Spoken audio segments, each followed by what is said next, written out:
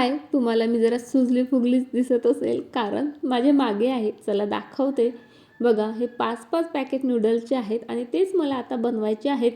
आणि म्हणजे मुलीला वाटलं मम्मा काही लवकर उठणार नाही आणि मला काही वेळेवर सर्व नूडल्स वगैरे रेडी करून देणार नाही. सो तिने 3:30 वाजतापासूनच 5-5 मिनिटाच्या अंतराने जे आहे अलार्म लावला होता.